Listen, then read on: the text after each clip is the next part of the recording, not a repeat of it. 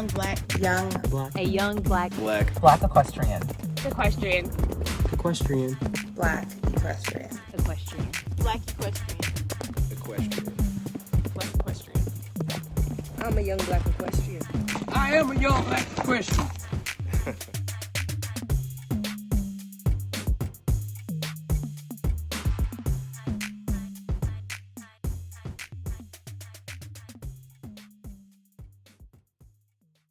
Hey everybody, welcome to another episode of Young Black Equestrians with your hosts, Abriana Johnson And Caitlin Gooch.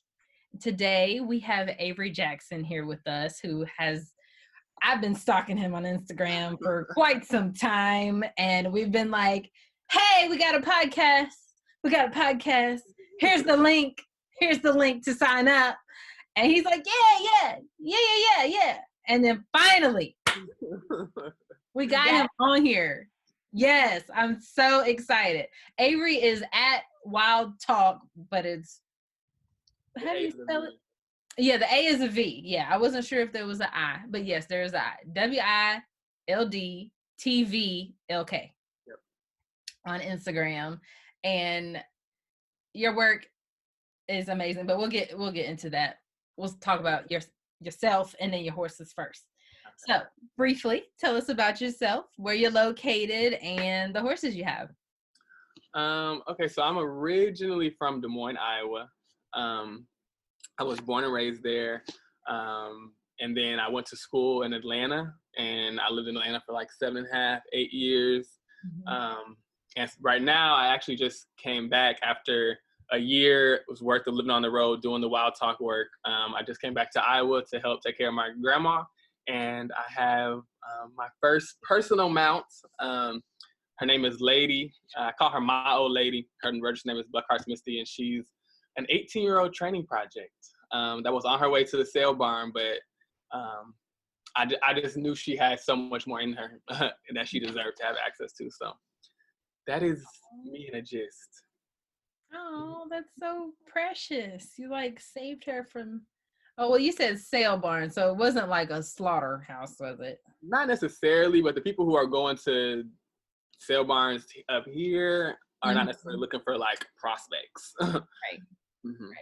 Right. That makes sense. So how did you get into horses in the first place? It was born in me. I say that to start. It was definitely born in me. And then, when I was younger, I took lessons here and there. But growing up in the Midwest, you don't really see Black people doing much, but you definitely don't see them like riding horses. Mm-hmm. And not coming from like my parents not necessarily being a part of the horse culture. They didn't really know how to support a kid who wanted to be in it. Mm-hmm. And so I got more aggressively into it when I went to Atlanta and found like a crew to be riding with. And then from there, the rest is history. I just took it more seriously and kind of just invested in my craft. Mm-hmm. Yes. Yeah. But I will say actually when I, probably like 2 years ago, I found out that the last enslaved ancestor I have on my paternal side was, he was an enslaved person in Kirksville, Missouri. And his job on the plantation was the horse wrangler. And it's actually documented in his obituary when he left the plantation that he left with his horse and his hat. So, I really think it's in me. Yeah. Did you like go through like an ancestral tree situation, like figuring out? My family has started doing some of it. And so it just happens that his obituary is published in a newspaper that we were able to like find, and it had a picture of him as well. Mm-hmm. And I there's some complications, I think, was why it was published in the obituary. He was actually, remained on the plantation for like 14 years after the Emancipation Proclamation. Mm-hmm. So it's likely that, but in the obituary, they said he was a willing servant. So I'm like, it kind of could have been like a cover up, so. Yeah. That's cool though. I've wanted to do that, but I've heard so many stories. I'm just like, I'm not ready yet. Yeah, it's heavy work. It's heavy work. Yes, it is. So tell us about Wild Talk and how'd you even get started on that journey? So Wild Talk, initially started as, so the background, what does Wild Talk mean? So Wild Talk actually is a charge that a lot of Black people were charged with during like the Southern lynching culture. And, you know, I was just doing some research just around like trying to understand, you know, our own cultural makeup and in the ways that we've kind of been subjected to policing and how that's regulated, the things that we're interested in or not interested in. And I found out there was this charge called Wild Talk. And I'm like, what is Wild Talk? And it was actually like talking wild was the act of like disobeying what you knew were the rules for that given moment. Even though they were the rules, you chose not to follow them. And like a lot of them, the descriptions were like whistling at white women or looking a white man in the eyes, leaving work before you got approval, you know. And so I really resonated with this like spirit that we don't actually get told about history around, you know, us still choosing our integrity and still choosing to do what we wanted to do. You know, like even though there was this completely messed up like legal structure and physical reality, we still, you know, took control of our own autonomy. And so that's the name of Wild Talk. And so I kind of like put that name onto my own journey to just sharpen my gifts and my life work by doing what it is that I wanted to do. Because I feel like if you do what you want to do, if you do what, you know, brings you pleasure, if you do what you feel called to do, then what you're supposed to do is revealed to you. And so to me, that was, and I found Wild Talk, found the concept of that all while like working with horses, like being in a round pen, thinking like, wait a minute. And so then it led me to a year's worth of like, I quit my job because that was not the work I was supposed to be doing. Quit my job. I mean, it was adjacent maybe, but not the work I was supposed to be doing. Quit my job and moved into my car and spent a year just like traveling the South, going to different farms, Black farms, just trail rides, like just being out there doing the things that I really want to do. And the rest is kind of history. And now Wild Talk has, you know, really shaped into not only a platform to like tell our stories, but a platform and a creative like impact firm to use stories to, you know, make change, you know, as a mechanism for designing change and designing projects and evaluating just like where we are. Wow. That's amazing. What was that process like? Because I tell you, I say I'm gonna quit my job every week. Yeah. Here. What kind of did it for you? Like that decision, I'm out of here and I'm gonna move into my car. So I was only at the job for like 6 months. I was there for like 6 months. But I had, for like the last 5 years, I've been doing like independent consulting work in Atlanta, just like with different like impact strategies, whether it was with like businesses or nonprofits. And so I had kind of left that a little bit to take on this job, which was like, was working for a social justice foundation that was actually rooted in flowing resources to the rural South. But their analysis kind of just wasn't matching with what I was trying to be on. And I think it was when I started doing the things that I knew I needed to do, like that I actually knew were the best practices or things that brought me joy, and it became conflict with the job, I was like, okay, you right. I ain't gonna fight you. You know, like y'all can have it. Because I realized I was spending more energy trying to convince people of my value or like of my passions and my desires and legitimizing things I wanted to do than actually investing in my craft. And I'm like, oh, y'all slowing me down. I'm trying to get to the land. Okay, I'm trying to like get my own land, and I can't be caught up in stuff that I'm not supposed to be doing. And so I would say it was definitely like spending time with horses and being affirmed very often, like, this is what you're supposed to be doing. This is what you're supposed to be doing. And then being taken out of that to go back to like work to survive. And I was just like, okay, if I believed in myself enough to actually think that my dreams were accomplishable, then I'm like, I need to just take the step and do it. And so I did it. And everybody's not necessarily willing to live in their car, which I understand. But I'm the kind of person that's like, I like adventure, so. All that is so admirable. All my critters, I mean, I got a big car, but we all can't go. Yeah, that's real. That was a hard decision. I did have to leave my dog behind Mhm. for a year, but Mhm. back now. Oh, well, that's good. That's good. What kind of dog do you have? He's a Boston Terrier miniature pinscher mix. Um, Oh, yeah, in his mind, he's like full size Doberman. And so we just let him basically. leave. Yeah. So, what are some of the challenges that you face on your journey for Wild Talk? I would say I actually did a live session this weekend. That was one of the questions people where they asked me, and I wasn't prepared to answer. But I would say that honestly, the biggest challenge has been getting over my own like self-doubt and insecurities. And you know, a lot of times like it's easy for us to like hype up other people, like you better chase your dreams. You know, you are worthy. You know, you deserve that. But as soon as it comes to practicing that for ourselves, it gets to be a little challenging. Mhm. And then I kind of just like being a sociologist, like, and like really being critical of how our culture is the way it is. I realized like that's by design, you know, like by design, particularly like Black folks who are spending time in the South, like we're not necessarily being shaped to believe in ourselves. You know what I'm saying? Like our everyday reality isn't telling us that the things that we want to see happen are possible.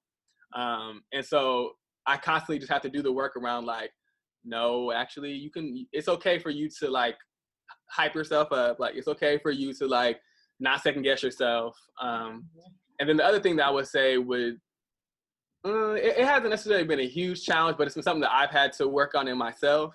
It's just like the gender dynamics, you know, like not even just like Southern culture, but like in general, like mainstream culture is not always open to like gender expansiveness and gender fluidity. And I identify as a non-binary person. And so I just kind of really take it up. I mean, I grew up around like people who don't understand me. So I don't have the same kind of challenges as other people may have. And I've come from a really strong, like close-knit family. But I would definitely say it is a challenge, you know, building relationships with people. And then at some point we had a conversation about gender because, you know, I don't necessarily subscribe to like traditional expectations of how a male body person is supposed to navigate the world. But you know, in the horse world, it's like give or take, I guess. Mm-hmm. Yeah. Yeah. We've had, or I've heard a lot of, I guess, input on that, just because we've been kind of like doing the whole diversity on horseback hashtag, I guess, but just kind of topic, period. And I mean, that can be, it's not just racial, you know, that can be in any way, shape, or form. And I know some of the people that have come in contact with us or have reached out to us have done so not because they were Black, but just because they were like, hey, you know, I see what you are doing and I want to kind of use the model of, you know, just empowerment for the diversity within myself, whatever it may be, you know. And so I can definitely appreciate that on the whole spectrum of diversity. Yeah, and I would say too, I think Black, or no, not I think, I know that being Black and like gender expansive and having like, you know, falling within the sexuality spectrum is very much different than like not Black and something else, you know. So like, right, for me, my gender identity isn't a huge part of it's more a big deal to somebody else than it is for me, you know, like. And so for me, it's more of like my gender identity deconstructing kind of how people receive me, less about trying to change how people see me, which I know which is why I think horse culture is something that I find home in, because it's really, I mean, people, especially in Atlanta, the experience is like, you are who you are. If you know what you're talking about. Can you ride? Yeah, we Can ride. you ride? That's all that matters. Can you run the pattern? Right. All right. So how has kind of being in the horse world affected your life in general? I mean, obviously you got Wild Talk, but kind of in a broader sense. So I would say one, horses definitely gave me permission to like do my work, you know. It just like it just gave me permission to believe in what I actually thought was possible and like go after it. Just by building up my own confidence and building up my own like skill set. And then I would say, you know, I consider horses as medicine, you know, like just like, you know, people call, you know, tea is medicine, herbs are medicine, horses are very much medicine. And I think just being in constant cultivation and relationship with the medicine, like you're always transforming. And so it's just really changed the way I'm able to show up in the world, show up in my relationship with my family, my relationships, you know, with business, with work. And to me, it makes things more worthwhile. Like I'm more willing now to maybe go work a job I don't want to work, you know, if that means I get off and I'm going to my horse, you know, so. But I think finding that thing has been super relieving for me. Yeah. Yeah. I can understand that. Because, Lord, when I get to work, I'm like, I'm not doing no extra. It's definitely a challenge. So what vision do you have for Wild Talk in the future? I mean, I know you said it's an impact firm. What does that mean and where do you see it going? Yeah, so as like a storyteller and someone who does culture work, you know, it's not often that we are resourced to do our work. You know, it's more like that's like our side gig. Like we make art and create stuff as, you know, our side hustle. And so for me, Wild Talk is a firm that I'm demonstrating by myself right now what it looks like for creatives to believe in our skills, you know, and turn them into like business, you know, and like, because what we offer is critical to not only just like make people feel good, but actually to like designing things that are impactful. When I think about my work as a storyteller, and so I've been able to frame it in a way that, yes, I love not only just like telling visual narratives, but just like piecing together and understanding stories as it is and being able to like communicate that to someone else so that someone feels seen. But that also is storytelling is a critical tool to like impact change, you know, and to evaluate the impact that we've had and to design for more impact or greater impact. And so being able to pair my like background in like consulting and just like independent contracting with like my creative like passions has created so many opportunities for me. And so the idea is that Wild Talk, it will be a firm, an agency that, you know, creatives and cultural workers and storytellers can come and get sharpened on what our work is. And then we can be paired with businesses, projects, organizations who need our skills to do good work to sustain our lives. That is like, you were speaking a sermon to me right now. Because I can resonate with that 100%. Caitlin, did you have any questions for him? I don't want to just blow through. What? I know you said you just got. Oh, no, hold on. My bad. You just got your horse lady. What do you plan on doing with her? Did you say? So I have trained horses before. I've trained quite a few horses, but most of them have been like younger horses and they're other people's horses. And so my main intention with even just getting my own personal horse was to be able to sharpen my own craft as a trainer and like as a horseman.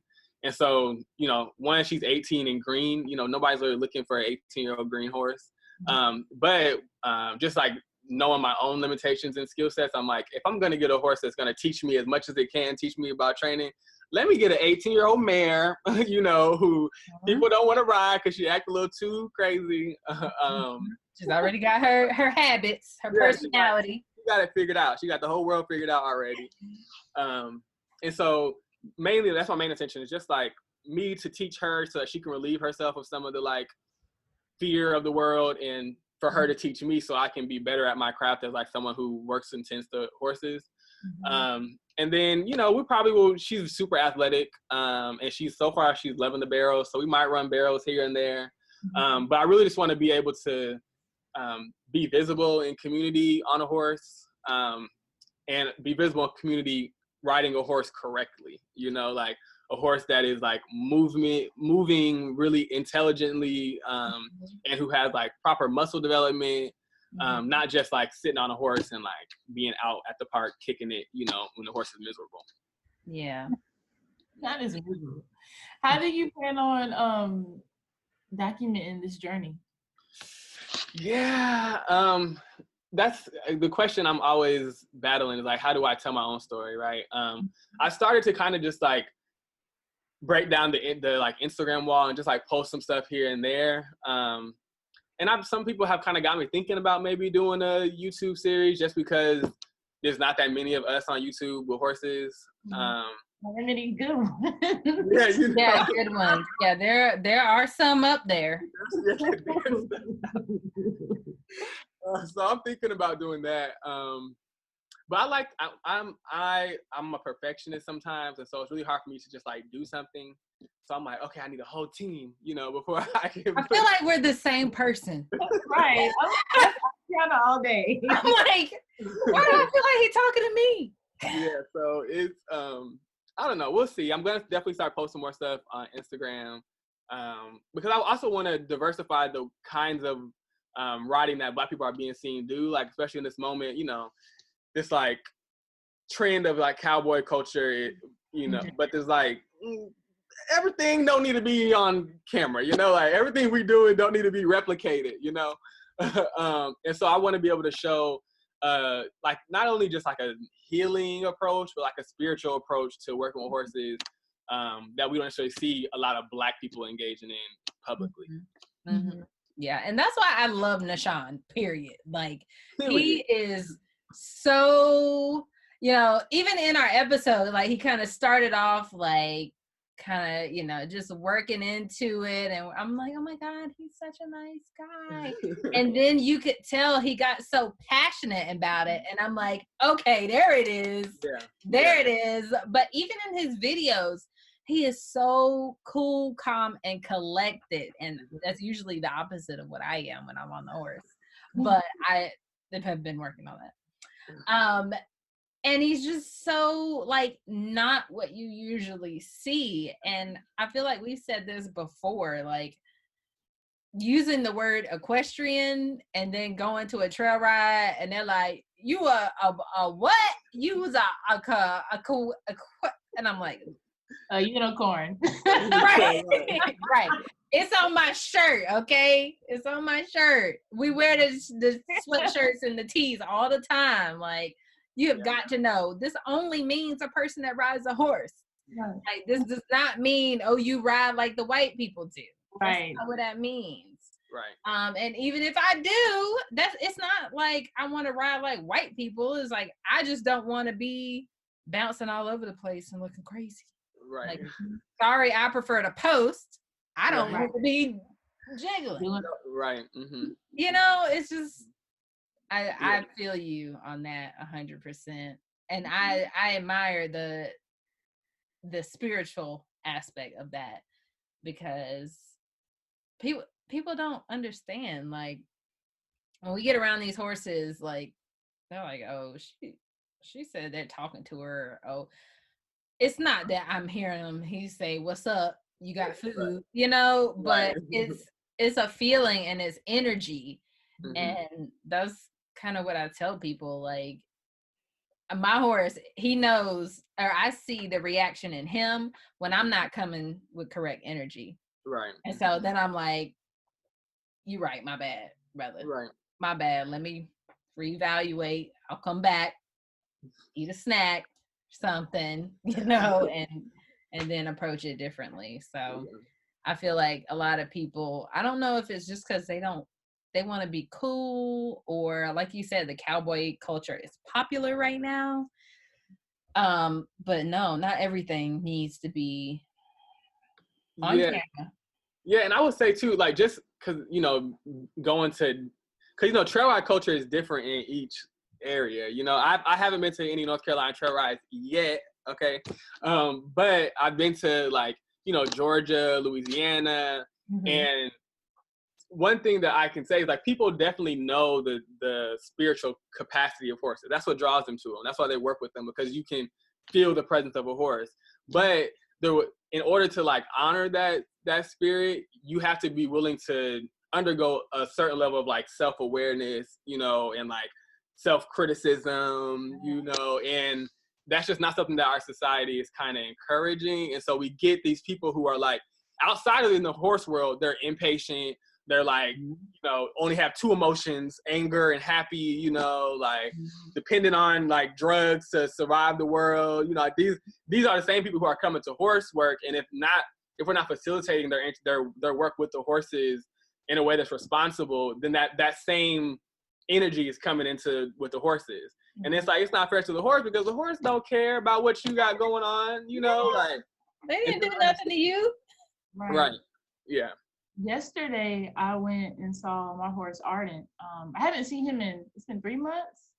And when I was walking to go see him, like I was just feeling the vibes. And I was like, okay, let me just chill out. Cause he started to eat his grass really fast. I was like, why is he eating the grass? Like he was chomping down at the grass. I'm like, is he about to like charge at me or something? Like the energy was way off. So I didn't like approach him. And I was just like, I'm just staying here and I'm gonna just talk to him. Right. Eventually, like, he was like, okay, I remember her now. And then he came over to me. But I'm not about to touch him because I don't know what he's about to do. Because it just fell off. Like, it didn't feel like my Ardent. Right. And not only were you able to feel that, but you were like smart enough to just like, it's okay. Just because I had one intention to come out here and go right away, doesn't mean I had to move at that pace. Right. You respect that. To me about working with horses is being able to create different approaches and plans and be responsive in the moment. Because this little mare I got off the chain, you know what I'm saying? Like off the chain, and I love it, but you know, it keeps you on your toes when it's like you're constantly trying to receive how they're feeling, push them to do better, and like not stress them out. Yeah. And all the horses, all of them in the world, they're also different. Like the 3 that I have, like the old man, I know, like when I come in the gate, they just wait a second because he's going to spin about 3 times and his tail be swishing. I've been smacked in the face so many times. And then the middle one, he's like dopey, like I'm just going to come whenever. And it's just, they're so different. So I feel like I really resonate with the people that can respect those differences instead of thinking that the horse has to mold to what their opinion a horse should be or what they should be able to do. Right. I can pinpoint those people, you know? Right. I feel like you can feel the people that actually understand versus the people that are like, I don't care. Right. I want to ride her right now today on a trail. Right now, regardless of what happens. And I don't, because you know, I do feel I don't want to make sure people don't think I'm being overly critical on trail culture because trail culture needs to be criticized. But this is like cross discipline. Like I see this like rodeos. Like you don't have to have a distressed horse to win. You know what I'm saying? Like, and we've been conditioned to kind of like write off the signals and symbols that a horse is giving us that they're distressed. And so it kind of just makes us, it desensitizes us and our own spiritual abilities to kind of feel horses, you know, emotions and responses. And I mean, I see it all the way from dressage to the trails. We're only saying trail because that's what we have been around most recently. Disclaimer, fans and family. But I completely, we last couple of interviews have been talking about walking horses. And we have one person that trains them with pads. And then we had another person that worked at the USDA under the Horse Protection Act. So having those 2 people like almost back to back, it was like, okay. And me as a barefoot walking horse person, I'm just like, so what's next? You know? So it's definitely not just a trail thing, you know. spanning all disciplines, you know, the things that we do and the things that we expect from these animals definitely varies, but the spiritual connection and the respect for the being, I feel like that's not something that changes, you know, over discipline. Like you either have it or you don't. Right. So yeah, I'll be excited for the conversations that come from those episodes. Oh yeah, I can't wait to listen. I've listened to all the episodes, y'all. I'll be on here listening. I'm so glad. I'm so glad. What do you think has more power, pictures or words? As it relates to my work, I would say I need both, you know, because I got a lot to say, but you can't say everything. And that's a realization I came through the Wild Talk work, is like I was taking these images, and at first I was just like, you know, I haven't shared all my work, but I'll share images and just let the image do the speaking for itself. And I'm like, there's a narrative that can be told and become powerful if we use words with them. So I think the pairing together is super magical, especially in this moment now where people are like not trying to read, which I'm starting to realize too. Because I'll be on Instagram like, let me write me a whole essay because y'all need to, but I'm like, Avery, nobody's reading that. Nobody read more. Ain't what it say on comments when the caption is long? It's like more. Yes. To see the rest. Right. Yeah, no, the value of reading, saddle up and read, you know, we're touching on that. We're trying to do our part. Yes. In that. Yeah, and it's so important. But even like to get into the Facebook group, like there's like 4 questions. Are you in the Facebook group? I just got added. Yeah. You just got added, right? They're not hard. It's just like to weed out like the weirdness and the bots and, you know, fake pages and stuff. Really not hard. And I kid you not, we have like 10 that are just sitting there. Requests just sitting there. And I sent them a message like, hey, just answer the questions real quick and I will get you in there. And crickets. And I'm just like, okay, well, we just gonna sit. Like the value of reading, it shows up for everybody. Come on, y'all. And that's another thing that, you know, another shout out to Nashawn. He gave me so many book recommendations.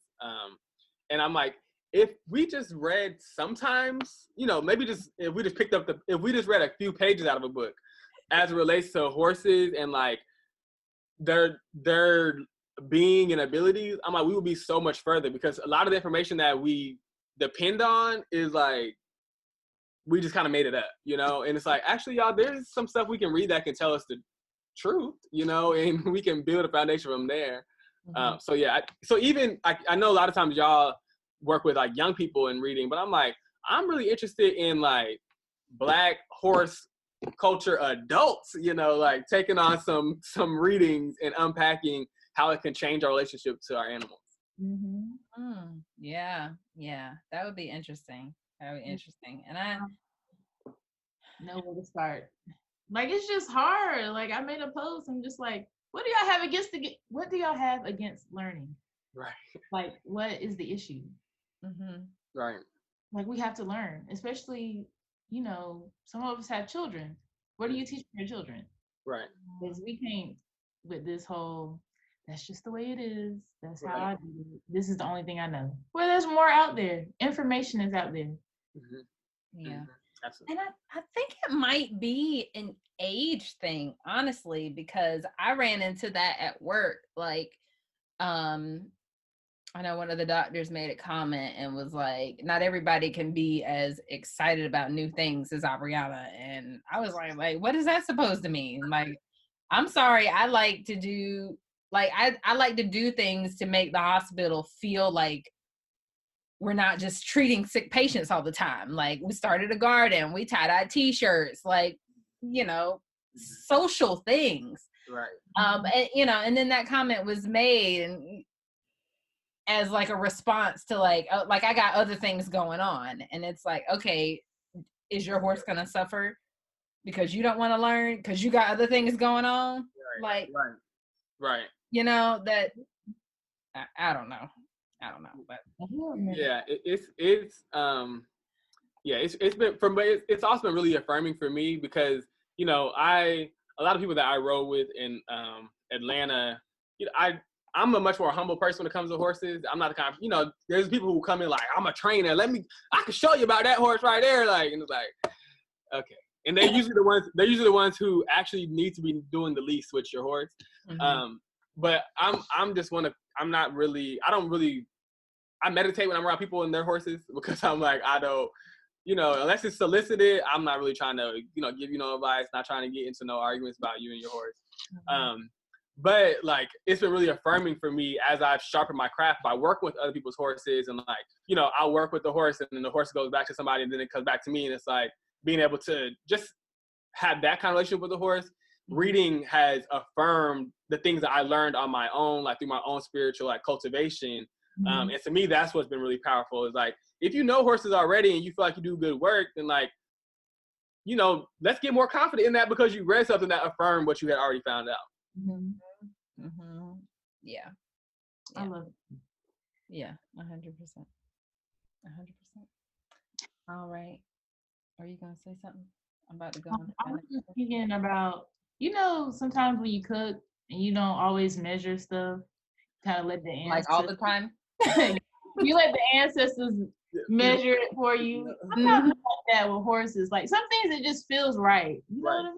Like this just feels right. And then for you to go and read it in a book, it definitely affirms it. Yeah. That's like when I got my horse at 6 months old. I didn't know nothing about training a weanling. Like I just read books. I watched videos. Like I studied. I was reading all the time. I bought all these books. And, you know, we competed for the first 2 years because he couldn't do anything else. And then I got on his back and everybody's like, oh my God, you broke your own horse. And I was like, it kind of wasn't like breaking. Like he was just like, why are you up there? I mean, all right. Like it wasn't a big deal. And when I see all these videos like bucking and like, oh, this girl, it's like it's really not supposed to be that big of a deal. Hey, when you going from the ground, you know, to the back, like it's supposed to be uneventful. Right. You know, in the ultimate grand scheme of things, you're supposed to have that relationship that it doesn't really matter. Right. So I look through that lens every time I see somebody like having an issue with their horse. I'm like, just get off. Get off. And what is it that you want them to do? Can you get them to do that while you're on the ground? Yeah.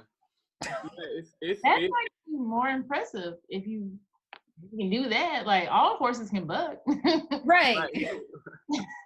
Right. And I think it's something that we don't talk about enough. I mean, I'm, you know, as somebody who consider myself to be like very like land-based and like tries to be in sync with what the land teaches us and communicates to us. I think we don't take into consideration like that a horse being in captivity does not change the horse's innate like instincts. Like a horse could live without us, you know, like it actually does not need us. And then like, what does that mean as relates to like their learning practices and like our expectations of them? Because I'm definitely on like, you know, of course, like on the building a relationship first wave. And even with, you know, Lady, I had no intention on riding her. You know, like I was like, we gonna ride whenever it's time to ride, but what's not gonna happen? Because I like to start horses on bareback when I'm first working with them, and like I'm like, what's not gonna happen? We ain't gonna be, you know, riding a buck. You know, like I know I can ride a buck in a saddle. Anybody, you know, most people can ride a buck in a saddle, but it's like I'm not looking for that kind of reaction from a horse that I want to be moving towards like a much more pleasurable life. You know, but it's like when we go to these trails, when we go to even like, you know, people who make a lot of money off the horse game. These are people whose horses a lot of times like don't have relationships to them, and honestly, people are not interested in cultivating a relationship with the horse because they know they can just get another one if they have the money to do so. So then you get these 18-year-old horses that have all this potential, and you know, somebody doesn't have the patience to build a relationship with them to be able to help them reach it.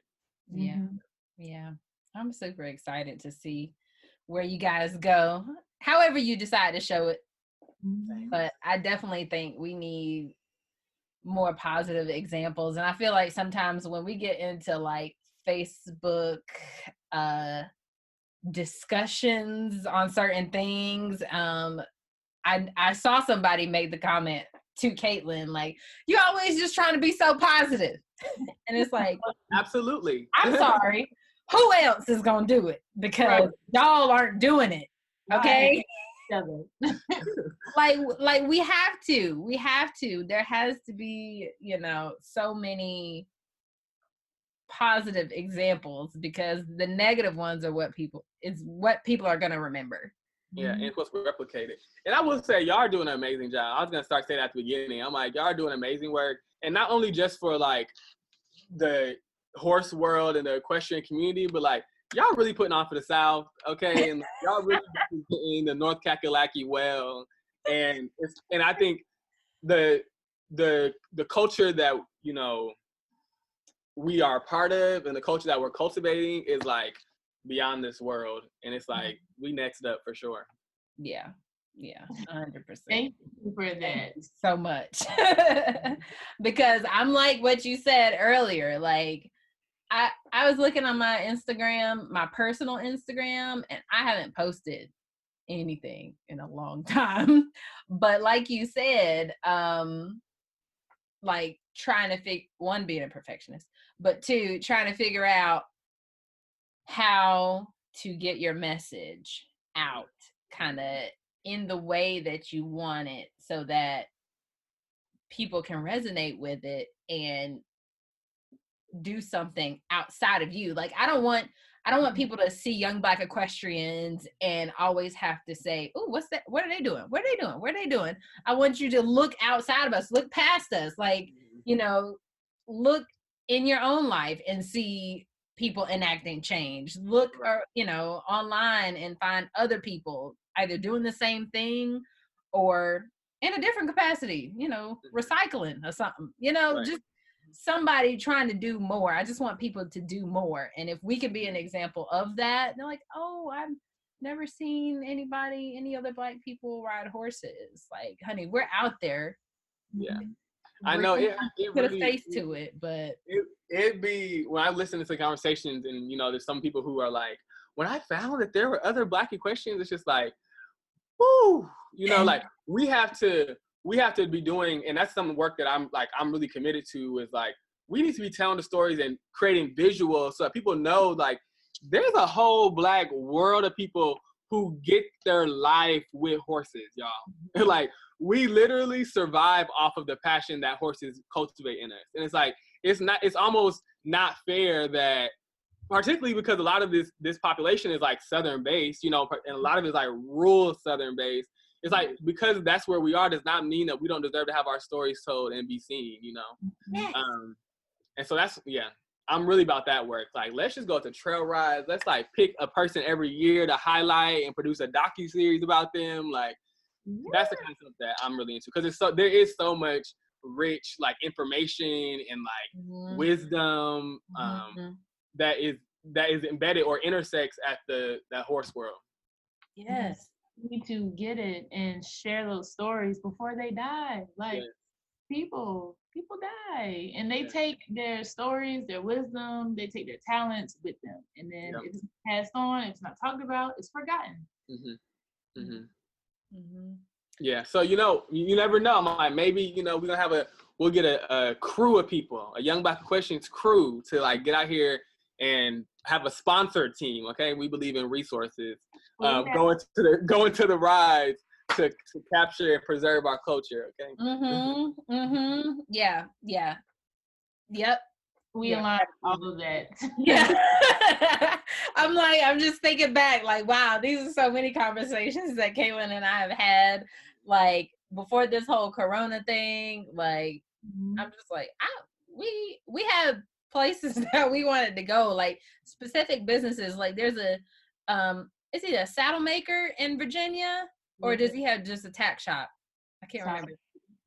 He's a saddle maker. just different places that I want one of his saddles, okay?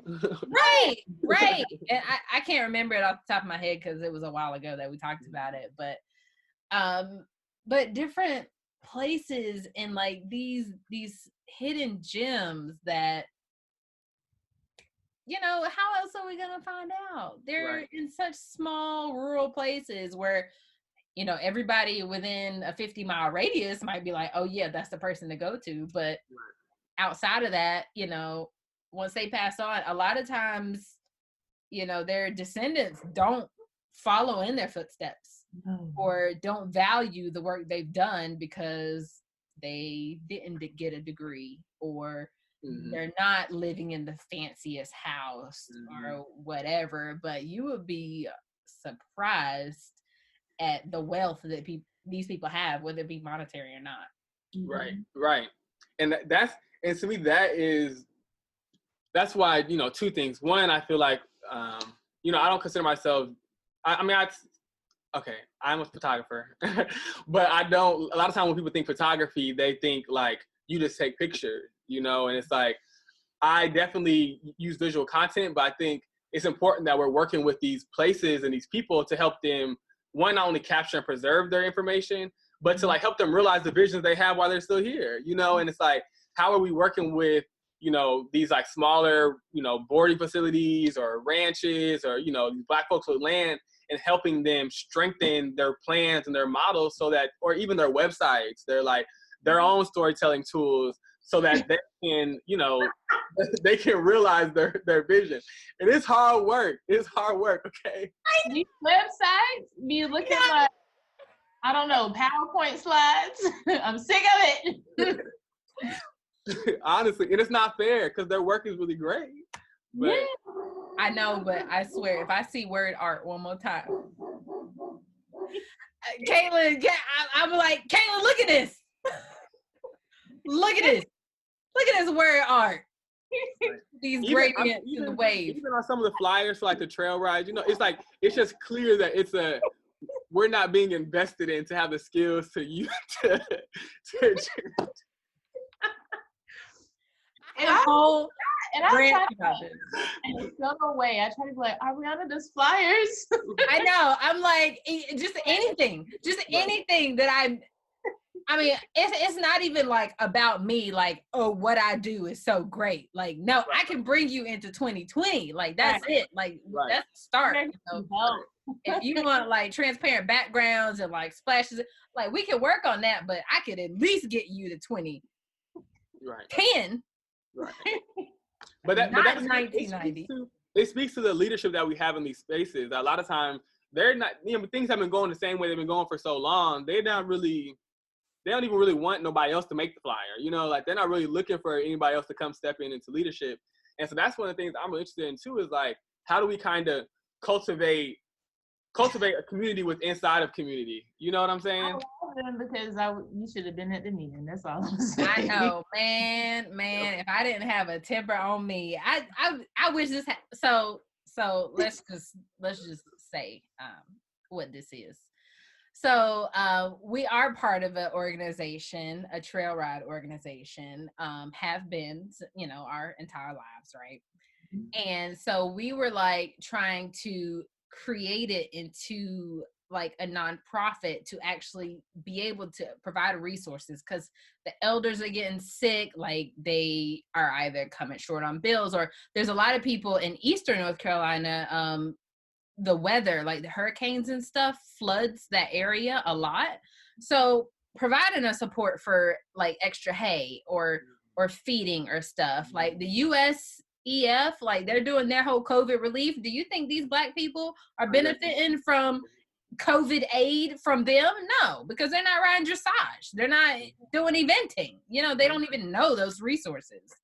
And so we were trying to kind of create our current structure of association into something that would be more resourceful for these people, and somewhere we could record the history of the entire association and all this stuff.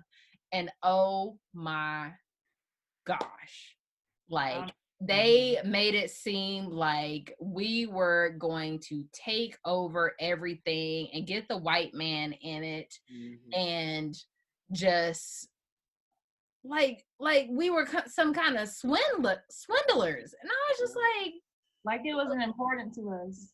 Right. right, like they haven't been here. They didn't know what. Yeah.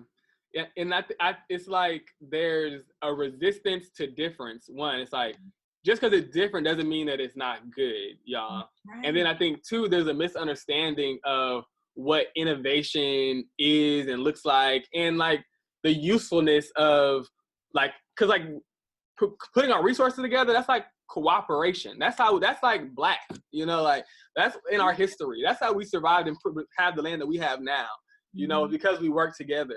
But there is definitely a gap between like the people who are in the culture who have solutions, you know, and the people who have the access to be able to help fast track some of those solutions. But I think part of that though is that because some people come to it as a hobby, you know, it's not, people don't necessarily think about it in a way that's like, let's come to this with best practices, you know, like let's come to this with what makes the most, you know, sense. But I think that's the new guard. Okay, we are here and we're not that young anymore, you know, like we're not babies, like we're actually like adults who can like help shift the current landscape. Yes, totally. Yes. And it's a shame like y'all got all the work that y'all are doing, and it's like sometimes it takes us to be recognized by other people before our people in our own backyard will see, you know, our usefulness. You ain't said nothing but a word, man. And I got to the point like where I was like, no, look, this is what we do. No, look, guys, this is what we've been doing. Look.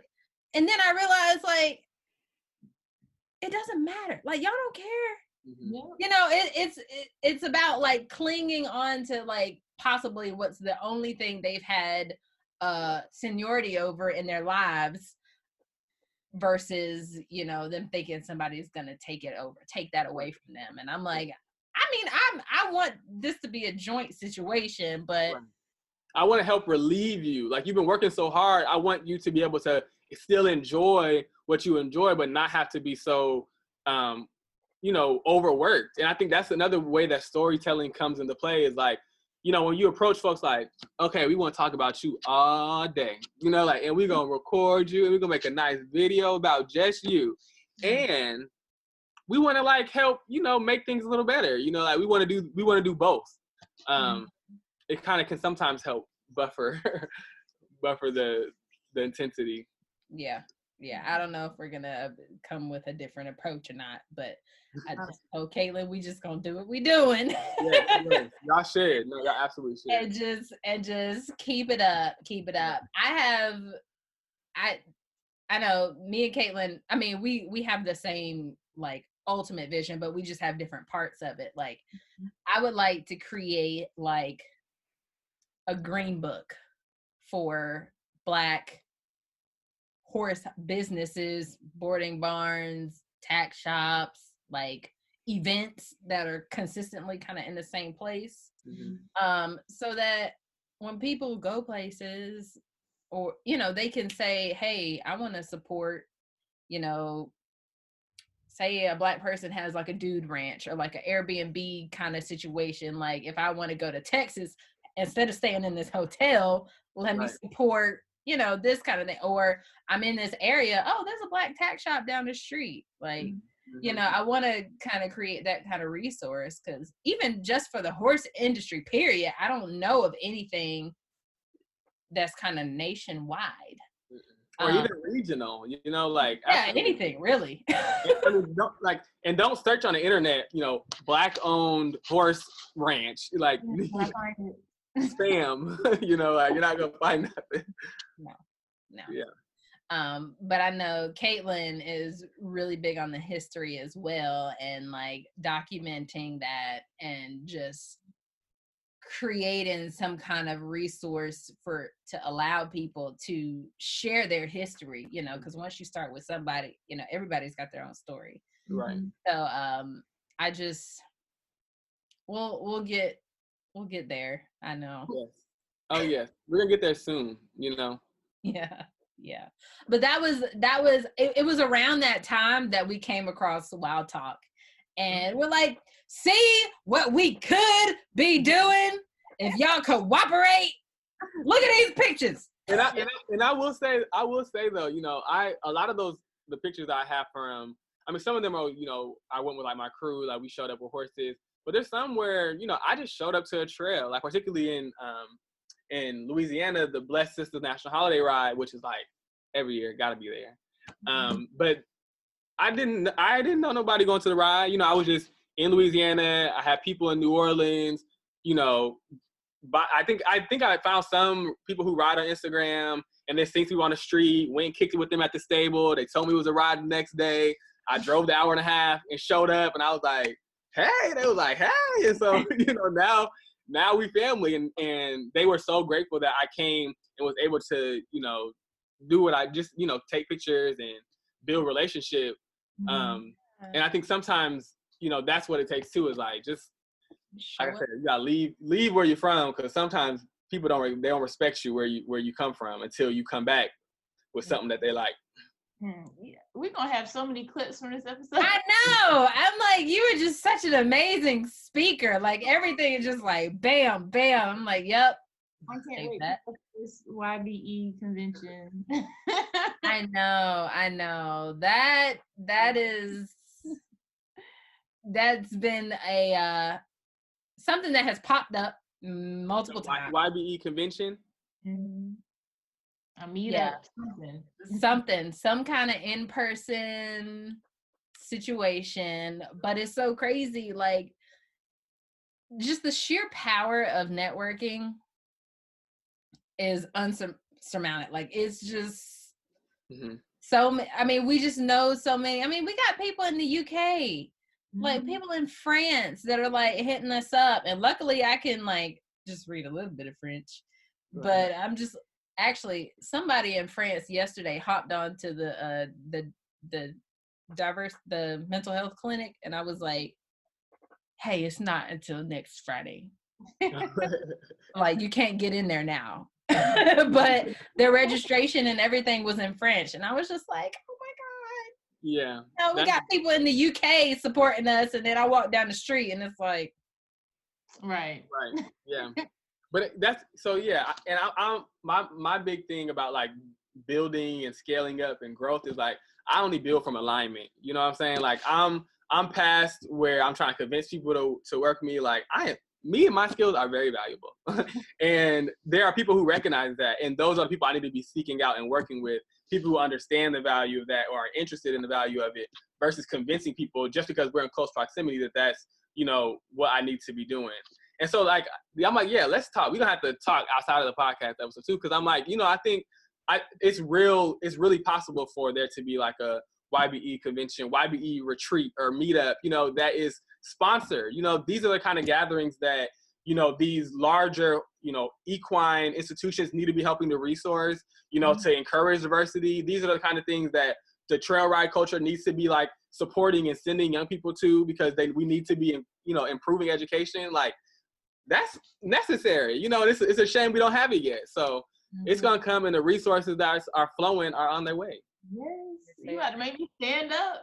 I know, right? Like, I'm going to just play this episode over and over. Just, right. Like, I need a reminder. This goes out tomorrow. I know, right? Yeah, so we have a schedule, but depending on the episode, we be like, no, we need this one sooner. Right. Y'all need to hear this word. Wait, this has to come out after the mental health clinic though, because I don't want. I'm gonna be there. I register. Yes. I am so excited for that. Like, I know it's like our first, I guess, big event. Yeah. And like with this whole coronavirus thing, like I know that it's not good for a lot of people, but I feel like for so many, it's been like a blessing in disguise. Like the world the world has just slowed down just enough for us to catch up, with all the desires and the dreams and some of the stuff we wanted to achieve, but we felt like we didn't have enough time, or we were chasing time. But now with it slowed down a little bit, I mean, I've been working the whole time, but I'm like, the people that, commute 30, 45 minutes a day, back and forth, like that's an extra hour and some change in your life that you can do other things. It doesn't even have to be anything great. I mean, it could just be chilling at home, Right. or going out in the garden, or reading a book, but like just extra time in your day. Like I just feel like this whole thing is kind of a perspective bringer, and just allows some people to get that extra that they didn't have before. Yeah. It's funny. I wasn't supposed to pick up Lady and move her to the spot she's at now until like probably like a month or probably 3 weeks after the actual day I did, because the quarantine started heating up. I was like, oh no, I'm not gonna be on lockdown without a horse. Like, let me go pick up my horse so I can be on lockdown and be, productive in the ways I need to be. Yeah. So tell us how we can support Wild Talk. Because I see you have a Patreon. I don't really know how Patreon works, but I know that you got some stuff on your website. So tell us how we can support that.